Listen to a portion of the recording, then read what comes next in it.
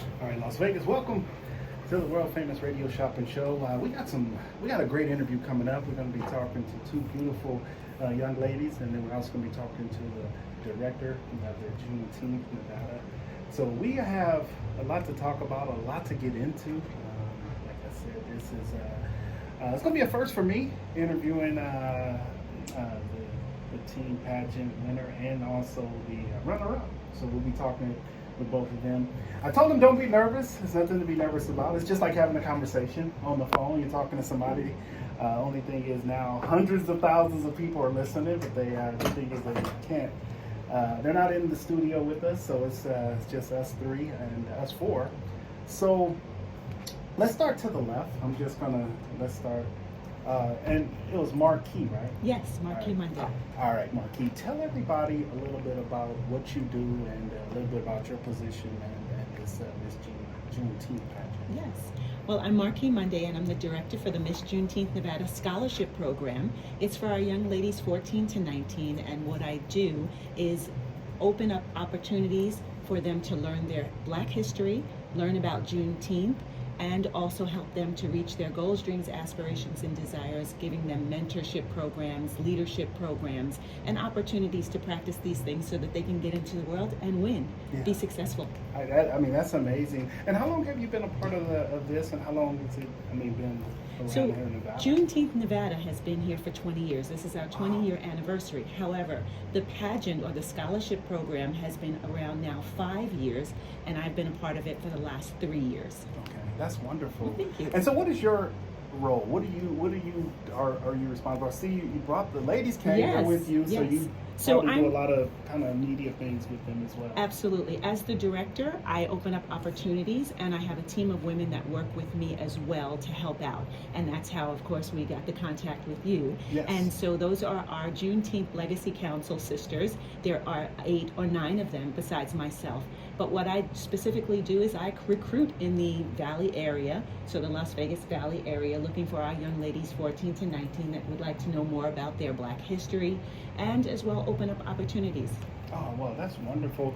And with this, how do you guys decide on who you pick as that Miss Juneteenth? How do you guys decide that? This is a pageant, so it is. I don't like to use the word competition because they start as delegates and then they become ambassadors for the Juneteenth the Juneteenth program, and so we have judges. It's just like a pageant. So they do 4 on-stage categories, which include introduction, talent, recitation, and evening gown, and then they do 4 off-stage areas, which include community partners, community service, judges interview, and what's the last one that we do?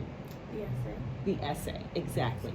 So they have to write an essay and talk about Juneteenth. So they learn about their history, their Juneteenth history, the Emancipation Proclamation, General Order Number 3, and the 13th Amendment. And so when you, as the director, you guys start doing the search, right? Yes. Of the Valley. Yes. I'm sure different high schools and Yes. different middle schools. I mean, just you said it was 14 to 19. So high school and Yes, above, high school. and even kids that might graduated from high school, right? Because 19 Yes. is kind of that. Yep. That 18, first year 19 of college. cutoff. Mm-hmm.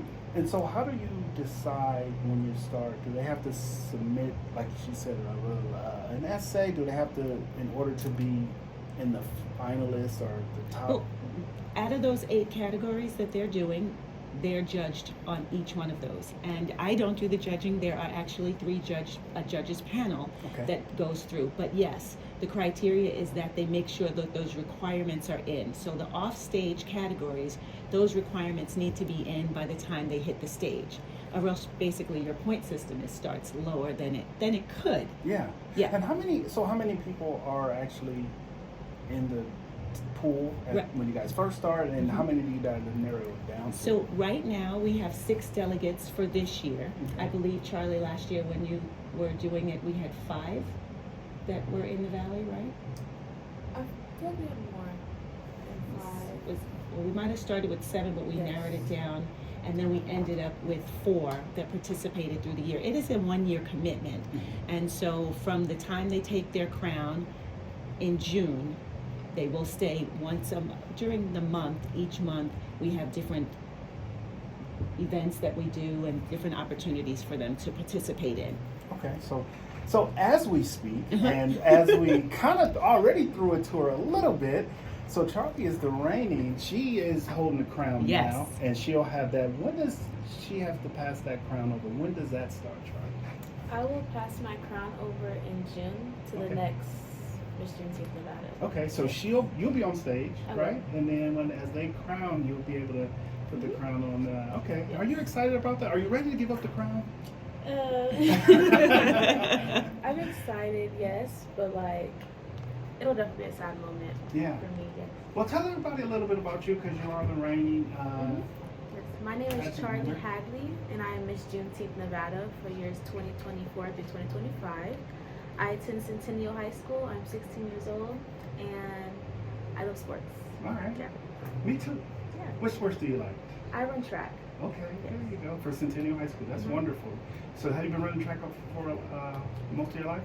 No, I just started my freshman year Okay. of high school. So you're a junior, I'm a sophomore. a sophomore, so you'll be a junior in the fall. Yes. That's wonderful. So when you started looking into the Miss Juneteenth, how did that come about? Were you always into kind of pageants, or did you start when you signed up for Miss Well, Juneteenth? I did pageants when I was younger, but my mom just brought it up to me from one of our sisters, Miss Sparkle, and she just showed me the opportunity, and I was like, why not? Let's just try something new. Yeah. And I ended up loving the program, just going through it, all the events that we did, meeting our sisters, and it was awesome. Yeah. I definitely recommend it. Well, what would you say? And this is something that's a lot of times I ask people. What would you tell younger girls out there right now that are, it's modeling is a big, and pageants and things like that. Some kids don't think they have the confidence to do it. What would you tell a younger Charlee if she was coming up and wanted to get in and she asked you a question? What would you tell her? I would say just do it because it builds the confidence. It does build the confidence that you'll have in yourself, in your speaking, in your body, in your looks, and everything in general. So I would just say just do it. Just do it, right? And you just did it, and now you're the reigning Miss Juneteenth Nevada 2024. Are your friends jealous? No, they love it. They love seeing me up here. Yeah. There you go. Do you get a lot of support from family and friends? I do. Yeah, they helped me with my ads and all the money I needed to do the pageant, and then even go to nationals. Yeah, that's wonderful. Do you think, and this is the $1 million question, do you think you'll take this and continue maybe entering in pageants as you become an adult? We'll see. Yeah. We'll see. I would definitely take parts that I've learned in the whole program into like my life outside of it, as in like the things not only that I learned about the culture, but also we've done things to help us our speaking and just manners and just everything. Like it truly does build us up as women. So I would definitely take that as like my outside work. Well, that's something that's also very encouraging to hear for women and young women that are listening because a lot of times the self-confidence is really key. And I have daughters, and that's something that's kind of people think, oh, you got it or you don't got confidence, but sometimes it has to be built up in order for somebody to have it. So congratulations on everything that you've done, and I'm sure, hey, you're a sophomore, you got 2 years left to go, and then you'll be off to college, hopefully a track scholarship or some type of. This program here, when she does go to college, it is a program where she will be given some type of assistance. Absolutely. She did take the queen position, and so the scholarship for her is $1,500. The 3 positions that get scholarship are the queen, the first runner-up, and the second runner-up. The other ladies become queen of courts, but we also were fortunate because one of our queen of courts, who didn't actually take a position, she's queen of courts, she also received a scholarship from CSN just because of our partnership in the community and the availability. So, that's wonderful. yeah, so we were able to help her as well. Yep.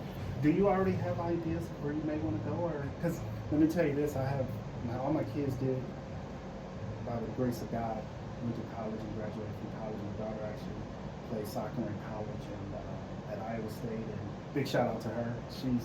She's here in Las Vegas now. But are you planning to, when you go to college, do you have which college you want to go to in mind? I don't have a college, but I do want to attend an HBCU. Okay. Where I would like to study to be a veterinarian. There you go. So you kind of already got it focused. So HBCU, that's a wonderful choice. And so let's pass the microphone over to the